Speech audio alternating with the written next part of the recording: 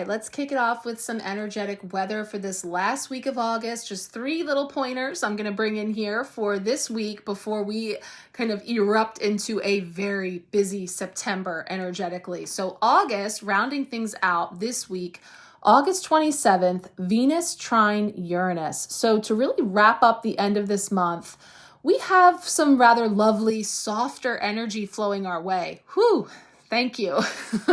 Much appreciated. Venus trine Uranus can help us to access a new level of freedom. We can feel more confident in our own being and freer to make the choices that we truly desire. And we may be feeling inspired to make some positive changes or to express our true selves. This is a positive energy dynamic for all of our relationships, so really make the most of it by spending time with loved ones and sharing your true self. Now, the next day, August 28th, is also a welcome redirection, Mercury stationing direct. So Mercury finally stations direct after being retrograde for most of this month. And Mercury always takes some time to come back to its former strength, so we're still going to need to practice some patience. We're not completely free of that sneaky pea of patience, but as Mercury emerges from its retrograde journey, we do tend to receive messages and some deeper insights into what is happening around us. And that information can help us to make some more informed decisions moving forward. So if you've been feeling indecisive or on the fence about something, clarity should be on the way. So that's a good thing. So just make sure that you're paying attention to your intuition. So just really allow yourself to tune in a bit there to receive. Finally, closing out the month, August 29th, Venus in Libra. So Venus moves into its ruling sign of Libra, giving us some beautiful energy to really finish this month off with. Venus is truly at home in Libra, and it can feel its most radiant self. So this is a good time to focus on your creativity, to surround yourself with beauty, and you may be feeling inspired to perhaps update your wardrobe or overall aesthetic. Venus in Libra can also boost our feelings of compassion and forgiveness, allowing us to let go of resentments. So this is going to just fold in beautifully as we cross over from August into September, where again, we could be feeling, inspired to kind of spruce things up, get things into alignment. That's a key word I'm sharing for September. I've got my September altar all set up with all new channeled words. I'll be sharing those widely in the coming days. But again, as a part of the Empowerment Pack, if you wish to join, I'm going to be diving in deeply into those words that have come forward, those energies that we can tap into throughout the month of September. So this is a beautiful transit happening here to really help us to get things started.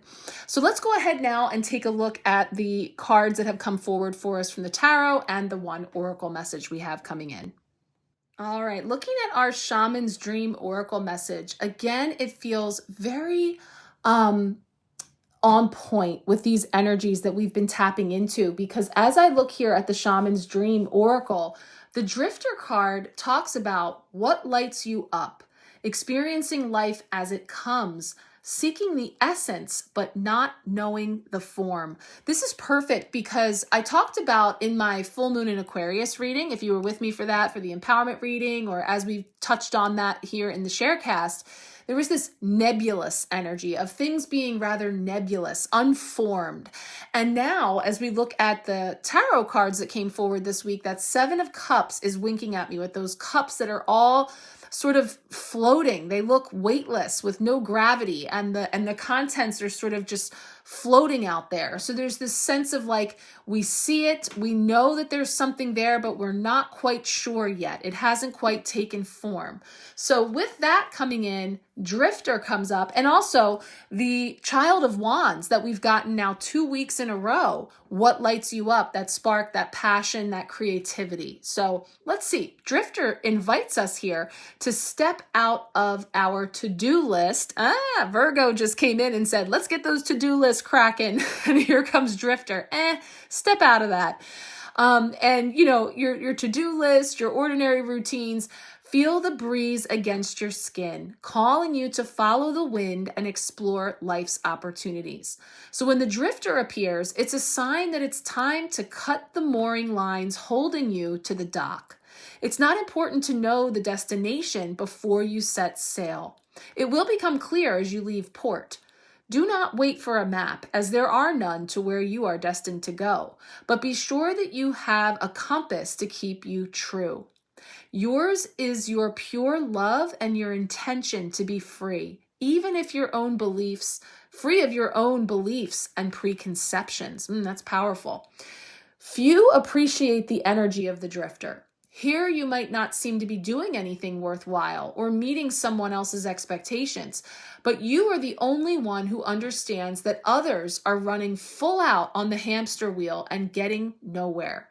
Your quote-unquote laziness is an underappreciated virtue. You know that life will find you and bring you everything you require without your having to search for it by simply being instead of frantic doing. This feels great for me being on vacation this week. Maybe being able to actually unplug and be present. Even if as you let your mind wander, releasing it to go on a daily walkabout, call it back home regularly to deliver news from the cosmos. The drifter helps you find what you are looking for, even when you didn't think you were seeking anything. So yeah, I love that. It's like kind of being unmoored, you know, pulling up the anchor and adjusting those sails and letting the wind take you where it will. But there is this sense of following your true north. And that is despite what others may think about that. You know, you witnessing the rat race, the hamster wheel of the grind and the go, go, go all the time, and saying that is not for you, that doesn't feel aligned, that you long for something that's a bit more freeing. And, you know, others may have opinions of what that means. And, you know, it's telling you to scatter that to the wind, to release those preconceived notions. And this includes those of your own, you know, because we're all a product of the stories and the framework under which we have all come forward. And so we are really working to transmute and go beyond those old stories, that it is possible to bring in more balance, more freedom, more play. You know, these were all themes that we've come throughout August. So it feels like as we head into the unknown, the drifter comes forward, allowing us to take it as it comes, experience life, go with the flow, you know, adjust your sails and let the wind carry you, but you staying anchored into your true authentic self and following your true north. So that feels like in the midst of some of the energies that we have this week that are coming in that seem a little bit unformed again, like we're still piecing it together. But it all culminates with maybe some inspired ideas or passion or excitement as we pivot into September with that wand energy at the end of the week. So let's go ahead and see what's coming forward here in our 5 tarot cards. Okay, so as we take a look here at the 5 cards this week, I'm just going to kind of bounce around, I think, like as we move Monday through Friday. I'm just going to pop up the photos because I'm traveling this week. It'll be easier for me just to bring forward the intuitive messages this way. So let's try it. So here's our 5 cards, Monday through Friday. We see that we have a couple of major arcana cards sprinkled in throughout. Pentacles, Cups, and Wands energy this week. So let's start with the Monday energy for some guidance. So here we have Major Arcana card 21, the World. And as I mentioned in the card pull, this is the final card of the Major Arcana of the Fool's Journey. So it's completion, culmination, wholeness. And, you know, in this case, also speaking to unity, everything being one, integration, and as well as individuation. So there is this world aligning with our inherent wholeness, something we already carry within us. And so, you know, it's talking about how the circle at the center of the card, it has no beginning and no end. The spiral acknowledges that even as one phase concludes, expansion continues. So how can you integrate what you've been through before rushing onwards? This is perfect for the end of a month, because as we look back at everything we've come through this month alone, right? As we set upon a new week, as we set upon a new month, a new season, there's always endings and new beginnings at every turn. And so as we come to this meeting place between those two, we have this opportunity for reflection, to let those lessons that we've learned settle into our heart, our mind, our soul. And, you know, the World card does speak to this process that Jung called individuation. Individuation means integrating all aspects of your psyche in order to connect with your big self, our capital S self, right? The self is the seat of your soul, the unification of ego, personal consciousness, and collective consciousness. It's like this meeting point. It's like this place where it all comes together. Where the river meets the sea, right? There's this place that it's coming together right there between the mountains. So know that you are complete. You are magic in motion. So I just feel, you know, as we see the fixed signs, the constellations in every corner, there's this coming together of completion and wholeness of a chapter and an immediate flow into the new. It's all happening at once. So it's really just reflecting the energies of this space here and now that we find ourselves wrapping up and then setting out on the new. Let's pull up the Tuesday card. So here comes the bee energy through the Eight of Pentacles. So the Eight of Pentacles, as I mentioned in the card pull, this is a potential block or challenge this week. So I am feeling that stickiness, like the honey is sweet but sticky. There's this tendency to get stuck on certain things.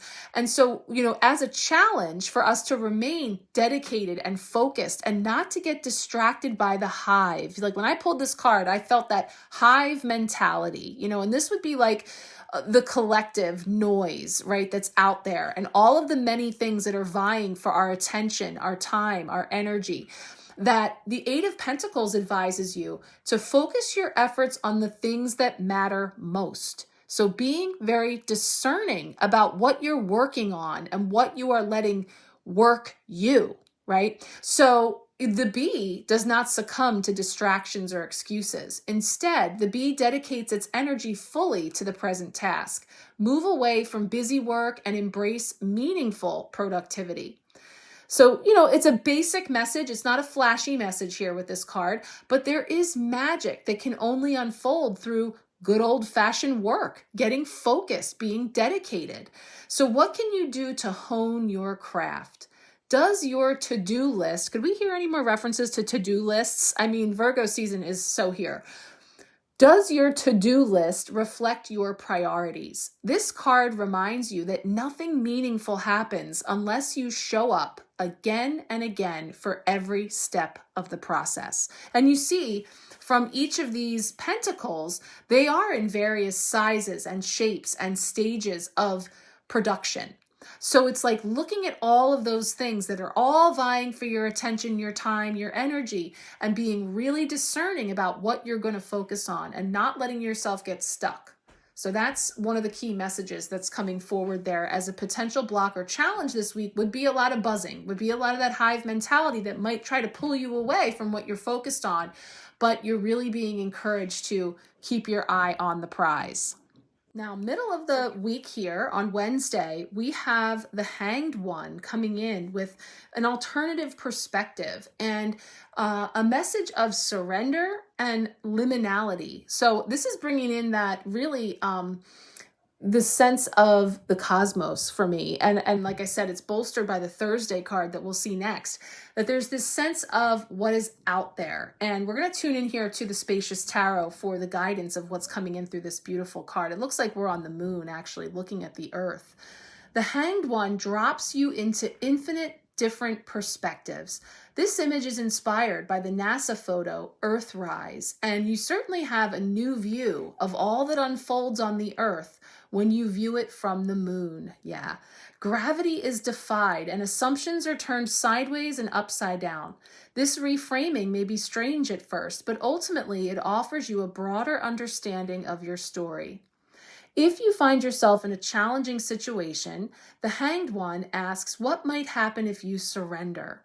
We spend so much energy trying to cling and control. How might your energy transform if you release your normal filters of awareness? So this is a card that invites you to explore liminal spaces. What waits for you in the pause between breaths? What gifts arise between where you are now and where you want to be? Where is comfort available even within discomfort? The Hanged One holds space for you to sit with these questions. Yeah, this is really beautiful. This is really about perspective and really zooming out. And so the things that we get stuck on, the things that are like just really so in our face right now in the nuance of life, of this 3D life, zooming out from that and allowing ourselves to take a pause and really look at things from different vantage points. And I'm getting, if you've ever seen the pale blue dot, that is, what is his name? It's on the tip of my tongue. I was just talking about this the other day. The scientist who had that photograph of Earth from such a far distance that it appeared as simply like a blue pixel. And it's really, really thought-provoking in terms of, what truly matters and putting into perspective that every single thing that has ever occurred on this planet all occurred in this pale blue dot as seen from space. It's fascinating, it's beautiful, it's poignant, and it really does help to put things into perspective. So I will share that here. I can't believe I can't remember his name because I keep thinking about, I was just talking about Carl Jung in the previous card, so I can't get his name out of my head to give the to say the next name. I will share that here. But let's take a look now at the Seven of Cups for Thursday.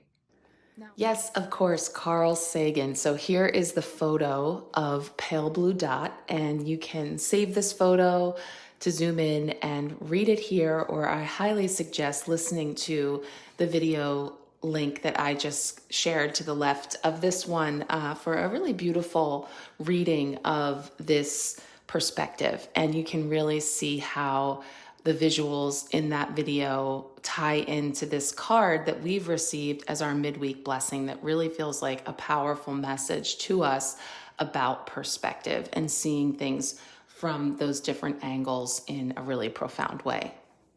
Okay, so yeah, Thursday, how we are growing, being in that cosmic frame of mind from Wednesday, I was kind of seeing this with like no gravity, right? Like these cups were all up for grabs and the contents were just sort of suspended here. Now, a Seven of Cups is about options, but also things that we just don't know yet, having to make a choice without necessarily knowing. And in fact, they're using the word befuddlement here with the Spacious Tarot. This sense of, we can make a choice, but we don't know exactly what all it entails. The Seven of Cups pours you a mixture of interesting options and empty illusions. Do you feel like the sky's the limit, or do you feel so perplexed by your options that you're frozen in place? This card asks you what actually feels right and what feels like mere fantasy. Just as the cups are scattered throughout the card, you may also be feeling all over the place. Have you been procrastinating or getting lost in smoke and mirrors? Embrace your inner dreamer, but not when that means losing your focus. Isn't this interesting? There's a lot of distraction energy coming in this week. So we started with the sticky honey that seems sweet but can also sting in that Eight of Pentacles, right? That's the challenge this week.